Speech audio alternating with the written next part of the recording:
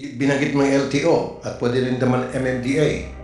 So bakit hindi po kayo makipag memorandum of agreement with the MMDA or LTO?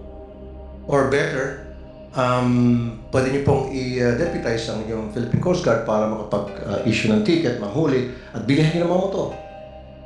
Kasi kung LTO ang tutugis sa mga traffic violators na tumatakas o MMDA, hindi pinakikinggan yan eh. Hindi nirespeto.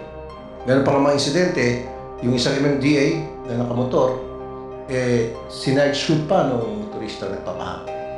Pero kung yan ay Philippine Coast Guard, naka-uniforme at may sukbit na baril, palagay ko, gagalangin.